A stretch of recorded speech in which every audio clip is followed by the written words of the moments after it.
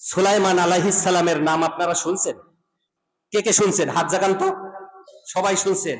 এই পৃথিবীতে চারজন বাদশা গোটা পৃথিবীর রাজত্ব করেছিলেন, তার মধ্যে একজন হযরতে সুলাইমান আলাইহিস সালাতু ওয়াস সালাম, একজন হলেন জুলকারনাইন, একজন হলো নমরুদ, আর একজন বখতে নসর। এই সুলাইমান আলাইহিস সালাম যখন যুবক, বয়স মাত্র 12 কিংবা 15 কিংবা 18 এই রকমের একজন যুবক, তখন তার বাবা হচ্ছে রাষ্ট্রের প্রধান। তার বাবাকে বলেন তো? হযরতে দাউদ আলাইহিস সালাতু ওয়াস সালাম। একজন বুড়ি, তিনি 2 কেজি আটা নিয়ে রাস্তা দিয়ে হেঁটে যায়। হঠাৎ বাতাস এসে বুড়ির আটা উড়াইয়া নিয়ে যায়। বুড়ি চলে যায় দাউদ আলাইহিস সালামের দরজায়। ও দাউদ, তোমার রাষ্ট্রের বাতাস আমার আটা উড়াইয়া নিয়ে যায়, আমি বিচার চাই, বিচার চাই। দাউদ আলাইহিস সালাম কয়, বুড়িমা অপেক্ষা করো, দেখতেছি। খাদ্য বিভাগের কর্মচারী বুড়িকে 1 বস্তা আটা দিয়ে দাও তাড়াতাড়ি। বুড়ি কিন্তু মহা খুশি, গেছে কম পাইছে বেশি, গেছে 2 কেজি পাইছে কত? 1 বস্তা। বুড়ি আটা নিয়ে যখন চলে যায়, সুলাইমান আলাইহিস সালাম দাঁড়িয়ে ছিল দরজায়। সুলাইমান ডাক দিয়ে কয়, বুড়ি রে, কি দিছে তোমারে? কয় 1 বস্তা দিছে। কয়, তুমি আবার ভিতরে যাও, আল্লাহর নবী দাউদকে গিয়া বলো বিচার সঠিক হয় নাই, বিচার সঠিক হয় নাই, তুমি আবার যাও। বুড়ি কয়, বাবা আমার আর দরকার নাই, আমার গেছে মাত্র 2 কেজি, 1 বস্তা দিছে, আমার আর দরকার নাই।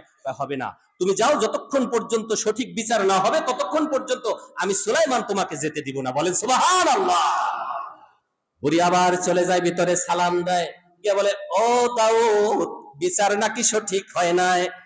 এই কথা শোনার পর দাউদ আলাইহিস সালাম একটু রেগে গেলেন। দাউদ আলাইহিস সালাম বললেন, খাদ্য বিভাগের কর্মচারী বুড়িকে আর 1 বস্তা আটা দিয়ে দাও তাড়াতাড়ি। কয় বস্তা হলো? 2 বস্তা। বুড়ি যখন 2 বস্তা আটা নিয়ে চলে যায়, সুলাইমান আলাইহিস সালাম দাঁড়িয়ে ছিল ওই আগে যেখানে ছিল, এখানে এখনো কিন্তু সেখানে। সুলাইমান ডাক দিয়ে কয়, বুড়ি রে, কয় বস্তা দিছে? কয় 2 বস্তা। তুমি আবার যাও, আল্লাহর নবী দাউদকে গিয়া বলো বিচার সঠিক হয় না।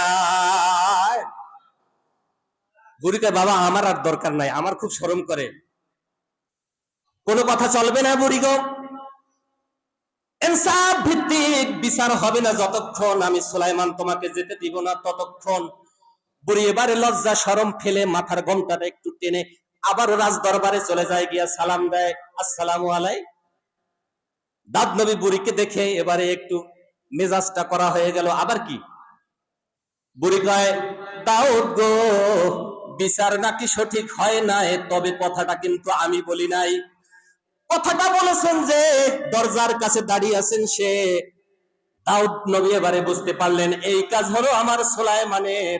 দাউদ আলাইহিস সালাম ডাক দেয়, বাবা সুলাইমান। সুলাইমান আলাইহিস সালামকে, লাব্বাইক বাবা, আমি কেন আছি, এদিকে আসো, বিচারটা একটু করে দাও। বলেন সুবহানাল্লাহ।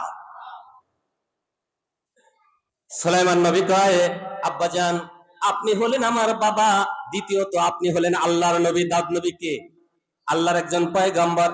আপনি হলেন আমার বাবা, আপনি হলেন আল্লাহর নবী।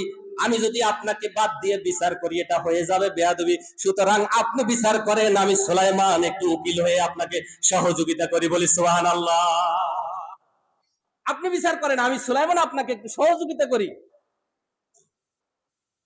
সুলাইমান নবী কয়, বাবা গো, মনে কি পড়ে ওই যে আমাদের বাইতুল মালের লক্ষ কোটি টাকার সম্পদ, আমাদের জাহাজ নিয়ে যখন পানিপথে যাচ্ছিল, হঠাৎ সাইক্লোন হয়েছিল, ঘূর্ণিঝড় হয়েছিল, জাহাজের নিচ দিয়া ছিদ্র হয়েছিল, পানি উঠতেছিল।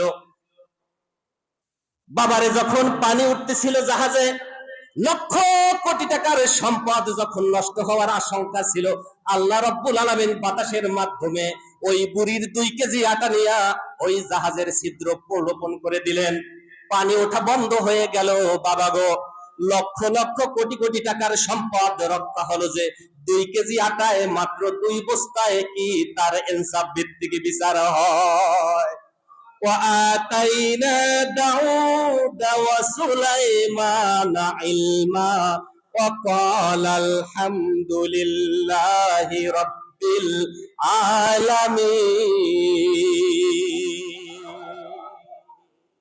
এজন্য আল্লাহ বলছেন, আমি দাউদ এবং সুলাইমানকে এমন ইলম দিয়েছিলাম যে ইলমের কারণে সে শুকরিয়া আদায় করেছিল।